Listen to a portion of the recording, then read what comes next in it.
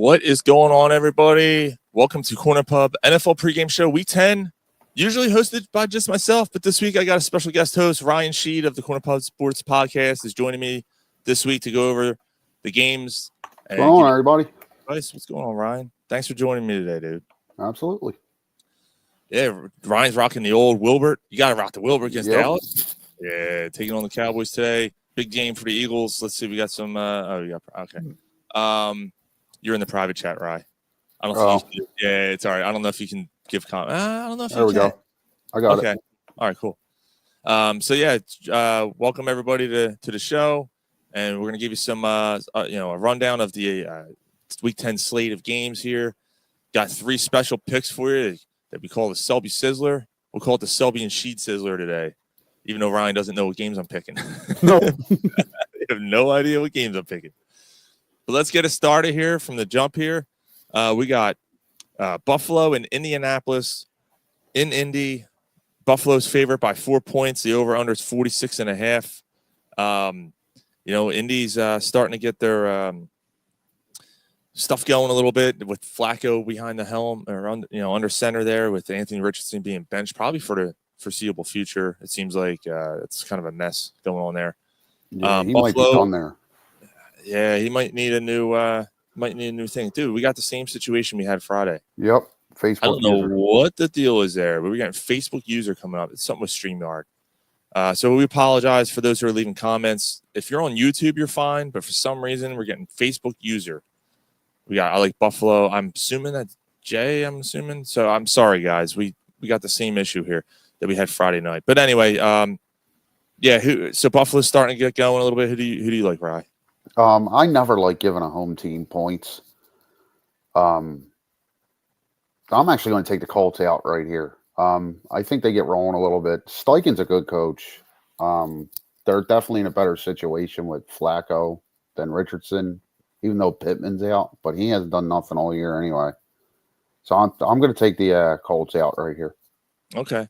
I'm still gonna go with Buffalo only because against the spread there, they've been pretty good this year. I think they've hit on 80% of their picks this year. So I'm just gonna go Buffalo to cover. I'm not confident in this one either because I do think Indy is kind of a tricky team right now with the way things are going. And like you said, being in Indianapolis is kind of an interesting play.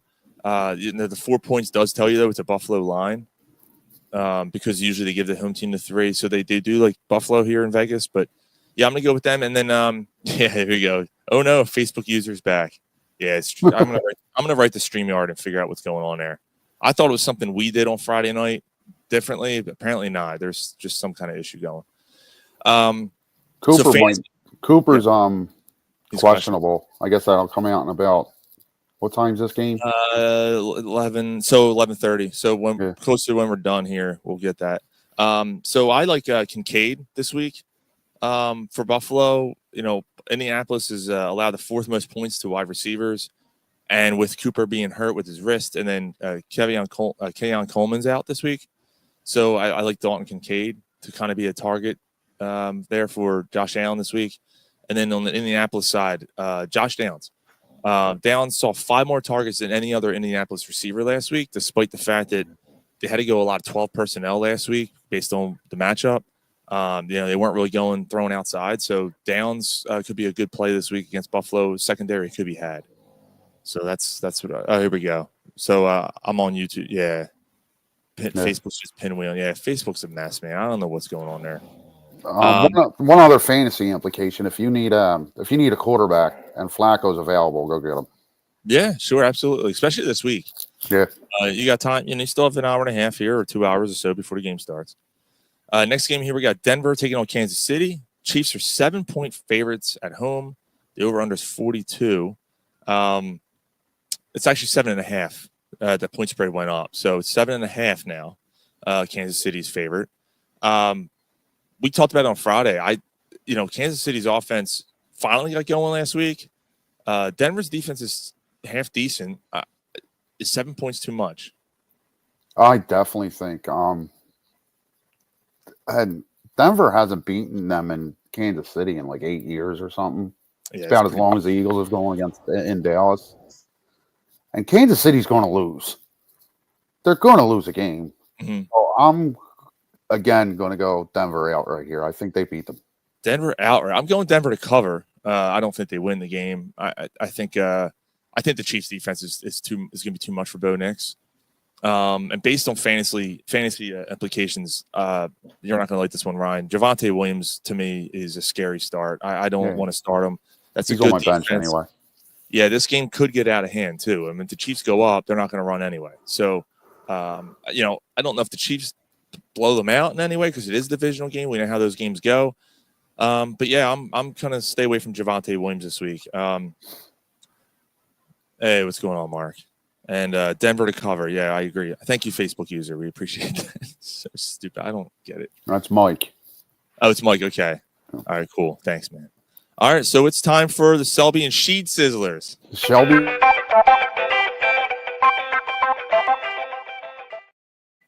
Yeah, Selby and Shead Scissors. Here they are. All right, so we're going to the first one here, and Ryan has no idea what I'm picking. Nah, no idea. First game, Atlanta going against the Saints. Atlanta's 3.5-point favorites on the road in New Orleans, over under 46.5. I'm going Atlanta here to cover that game. I know, again, it's a divisional game. These are teams going in two completely different directions. Chris Olave is out for the season. It seems like, Rashid Shaheed is out for the game. With that, I like Taysom Hill. I think Taysom Hill might get a touchdown or two in this game. I don't know what else they can do offensively there. Obviously, Kamara. Yeah, Kamara is obviously a great weapon for the Saints, but I just think Atlanta is finding themselves pretty well. I mean, I talked about it last week. Atlanta's churning, and I underestimated them. It's a new offense there. It took them a few games to get it. New quarterback, right? They found out how to finally use Bijan Robinson in the way he should be used. I like Atlanta straight up right here to win that game. I agree. Kirk Cousins has been Kirk Cousins. It's what he does. And Darnell Mooney has become like maybe his go-to guy, especially today because Drake London's a little banged up, so he might not even, he's going to play, but he might not play, if you know what I mean. Yeah. Sheets, please. Sheets, please. Sizzle. So yeah, I'm going to Atlanta as well. Okay.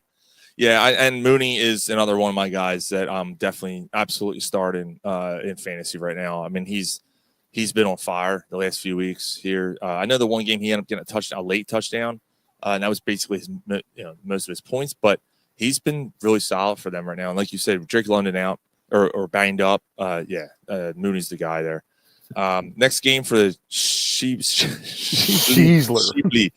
Sizzler. The Patriots against the Bears. Bears are 6-point favorites at home, 38.5-point over under. I'm going the Bears again. Home favorite. I really love the Bears today. New England's defense is horrendous right now. Their team is falling apart. DeAndre Swift is my fantasy guy. New England allows 143.5 yards per game over the last 3 weeks on the ground to running backs. That's insane. So I think they control the game. I like the Bears here. Yeah, same here. It's hard to like anything that's going on in New England right now. I guess Ramondre Stevenson, but that's about it, man. And he's nothing special. So yeah, it's hard to go against Chicago here. Yeah, I know. 6 points is nothing to sneeze at. I mean, they got to beat him by a touchdown to win. I think they do it.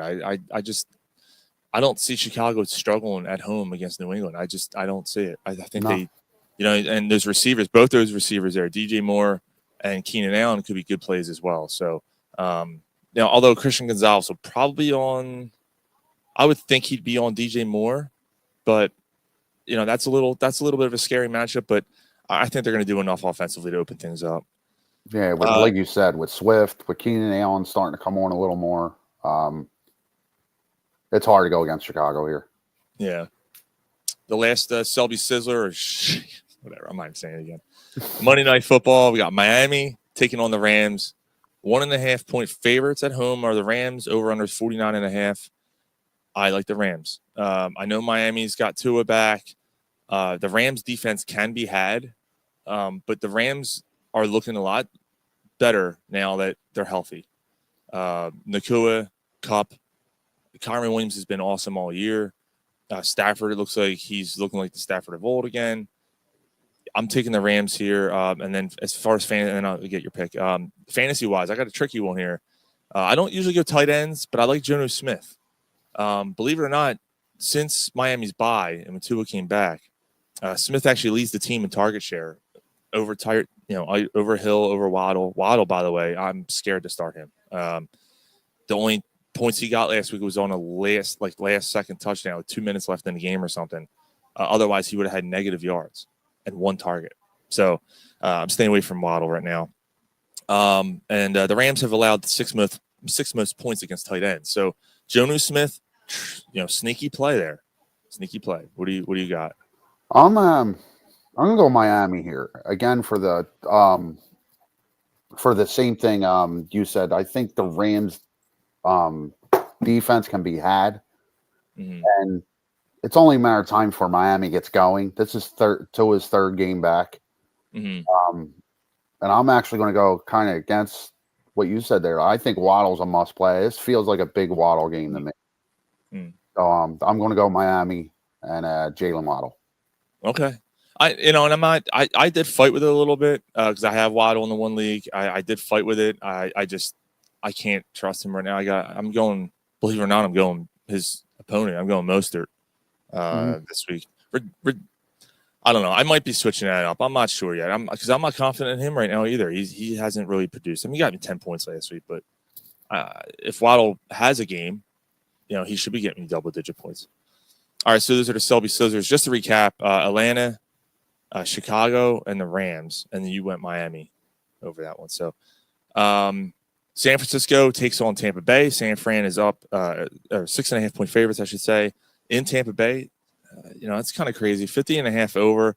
Christian McCaffrey returns for San Fran. I don't think you're going to get a huge game out of him. You might get 15, 16 total touches, which obviously he can do damage on those touches. But and then, he's taking on a Buccaneers defense that could be had against the run for sure.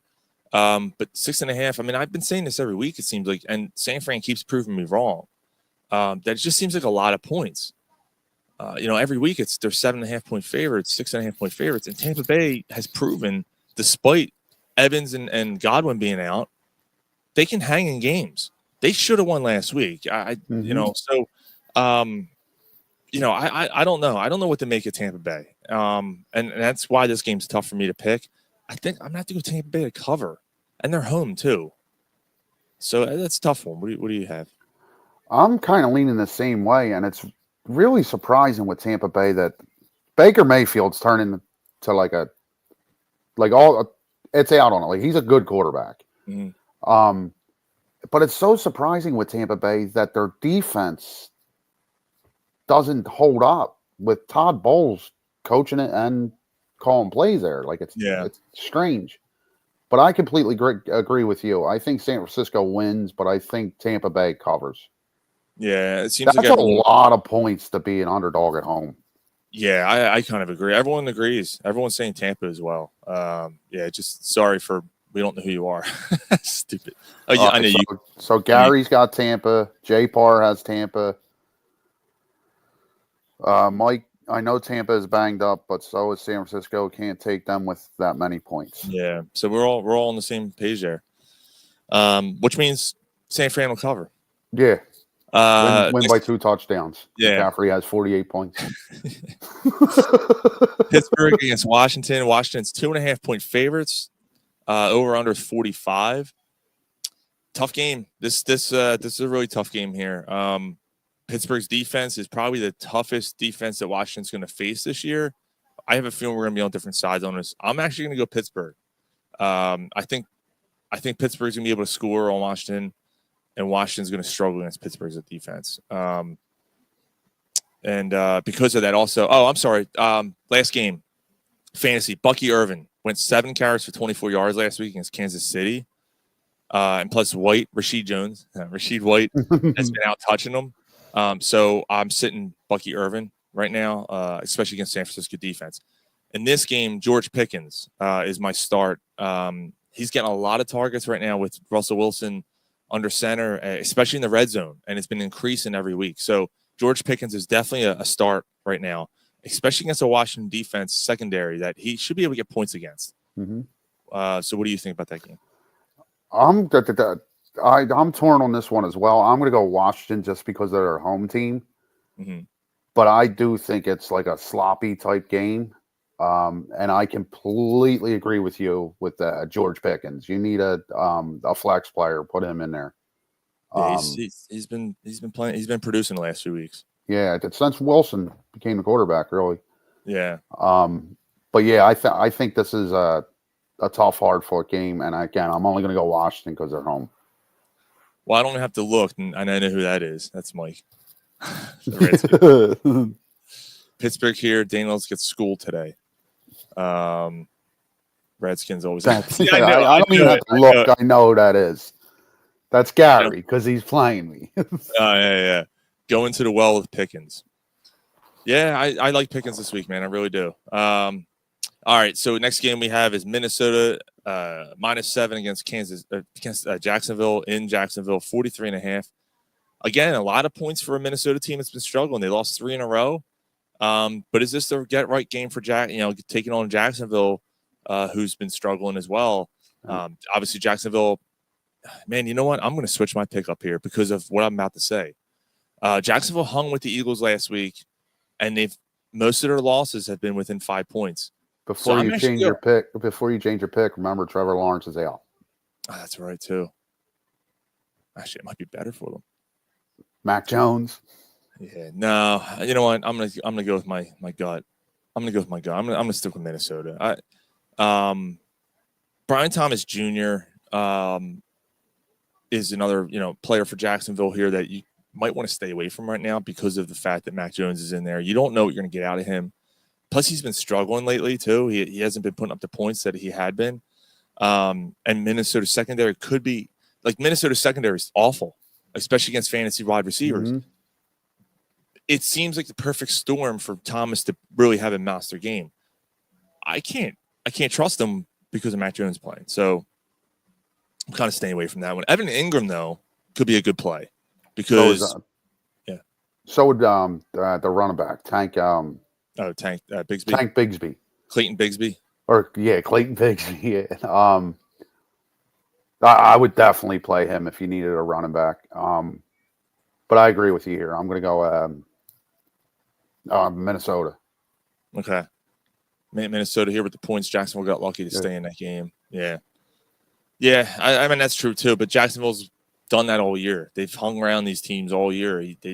7's a lot. 7's a lot for a team that's been struggling. Both teams are struggling at it. But, yeah, I think I agree. But the fact that Mac Jones is in there, and it doesn't give me much confidence that Jacksonville's going to score many points. They couldn't score many points with, there we go, Chappelle.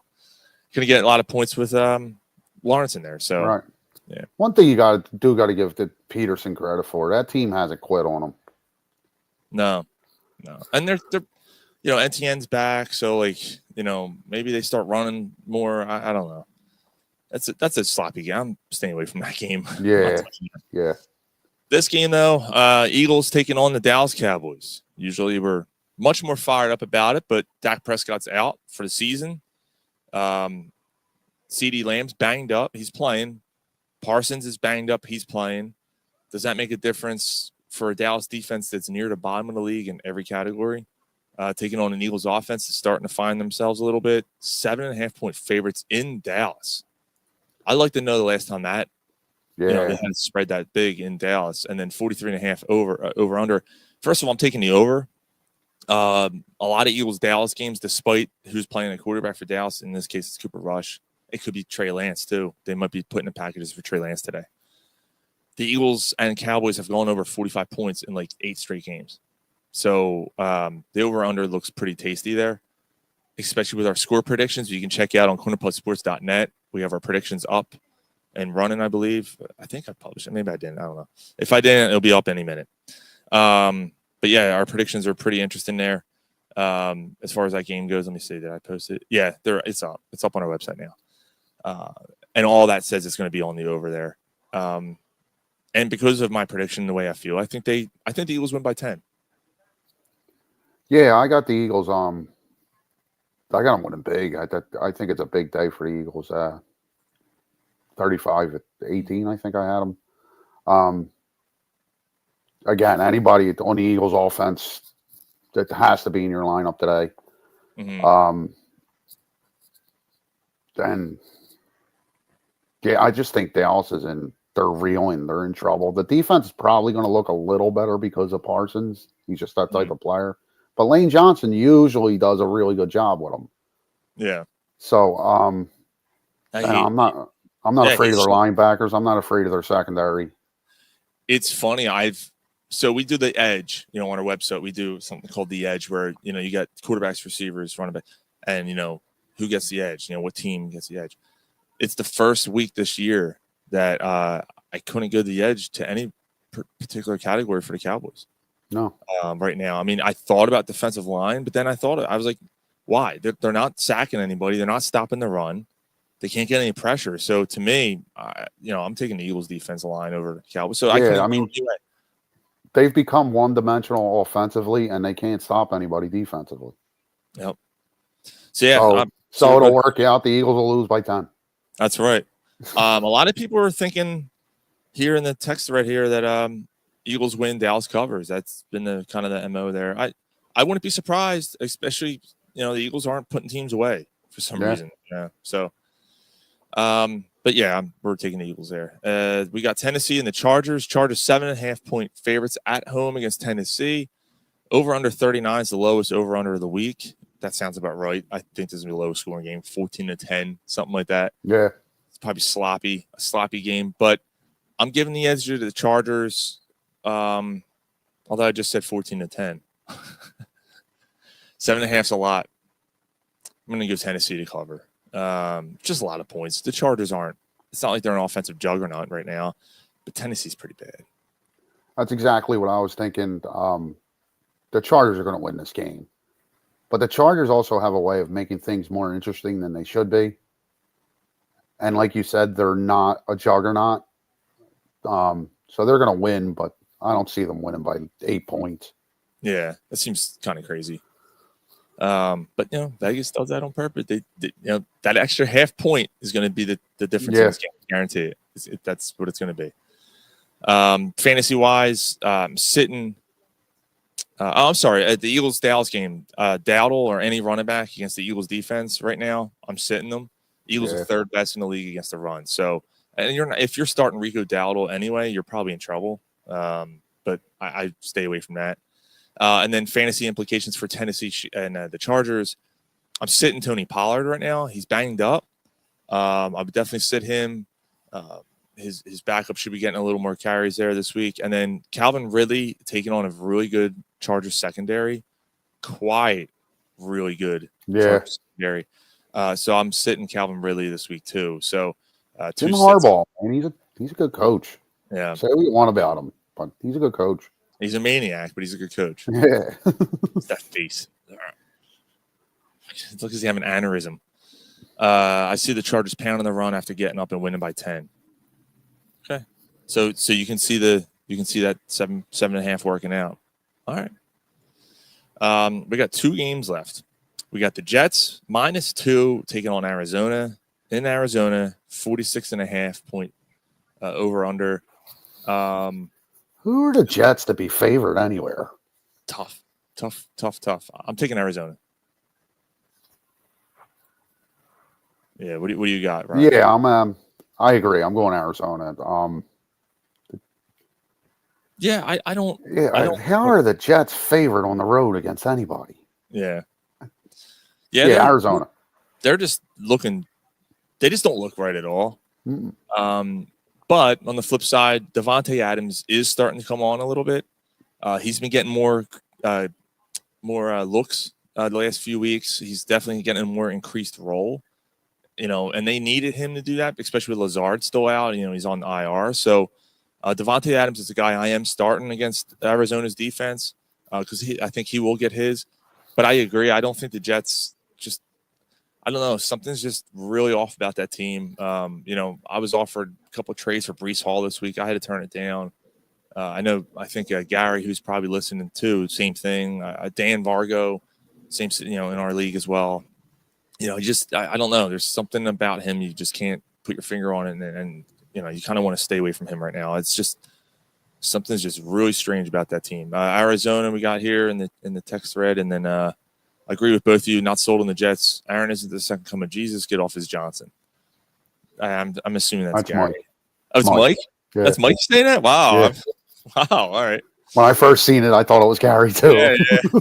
The only thing though, Aaron Rodgers is playing better. I mean, he had a good week last week. And the week before that, he threw 3 touchdowns. So he is starting to come on a little bit. He's starting to get a feel for that offense. But yeah, I can't go that way. No, I can't trust anybody on that team. Yeah. The last game on the Week 10 docket is Detroit and Houston. Detroit's 3.5-point favorites on the road in Houston. 49.5 point over under. I actually like the over. I think this is gonna be a shootout. I think this is gonna be a fun game to watch tonight. And with that, it's been a while since I've said his name because I've been kind of off the train, I've been out of the Dell well, but I'm going back into it. I'm putting my bucket of water back into the Tank Dell well. He lit up the Jets last week. Collins is banged up. Diggs is out. So to me, Tank Dell is a target for CJ Stroud to go to early and often.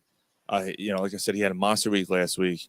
Detroit allows the 3rd most points against wide receivers. So to me, Dell's at the absolute start. But as far as the game itself, man, I kind of fought with this one. 3.5. I think I'm still going to go Detroit. At that half point, though, I could see this being a field goal game. But and it's in Houston. If it was in Detroit, I'd be more confident in that. But I think I'm going to side with Detroit on the points. So to get to your point about Detroit giving up that many points, 3rd most of wide receivers and fantasy points, I think a lot of that is they're blowing teams out, and teams are getting a lot of garbage touchdowns. Good. Yeah. If this is a close game, which I don't think it is, until Detroit shows otherwise, I like Detroit here to cover, and I like Detroit to win big. Like 2 touchdowns. That's pretty much what everyone else is agreeing with. Until Detroit stops blowing teams out. It's just the thing is with me, like a primetime game in Houston, the lights are on, Detroit's out of the dome. Like, would it be a different outcome? Taking on Houston's defense is pretty decent. I don't think they have enough to stop Detroit, but can they slow them down enough to hang around in the game? That's the only thing. That's what kind of makes this one a little tough to call. But I'm gonna agree with you guys. I'm gonna say Detroit with the points. I'll take them and be okay with that. So yeah, that's pretty much it. I mean, that wraps up the slate for today's games, and it goes without saying, freaking go Birds, man, go Birds. Yes, sir, go Birds. Fun day. So yeah, good luck everyone, fantasy and betting wise. Ryan, thanks for jumping on today with me. Anytime, man. This was fun. Yep. Gotta rock the Wilbert, man. Hilbert Saquon does the Wilbert things against Dallas, right? Yeah. It's again, we said it on the show Friday. He stays healthy. I think you're gonna see the best 3 years of a running back in Eagles history. Very, very possible. Very possible, man. So good luck to everyone. And we will see Monday night. What do we got? Monday Night Football. No. Boner coverage? No, Detroit and Houston is Sunday night. Monday night. Sorry. So the Sizzler was a Monday night game. Miami and the Rams. That was the Monday night game we called. So now we're not doing boner coverage today, Gary. Or Ryan, sorry. Oh, Jesus Christ. Jay, sorry. We're not doing boner coverage. The Houston and Detroit game, that's a game that got flexed in from the Eagles and Dallas, isn't it? I don't think Dallas and Eagles were flexed. I think that was Jacksonville and the Eagles and Cincinnati and the Eagles were flexed. Oh, okay. This game was always 4:00. Yeah. Right. And again, as always, if you get a chance, please pick up my book. No One Likes Us, But We Do Care. The Anatomy of a Philadelphia Sports Fan. Had a book fair signing / whatever yesterday. It went pretty well. Pretty happy with how everything went, and the feedback has been awesome. So please, perfect holiday gift. All right, it's reasonably priced. Go check it out on Amazon. No One Likes Us, But We Do Care. Check it out. And we will see you guys on Friday night, Corner Pub Sports. Later.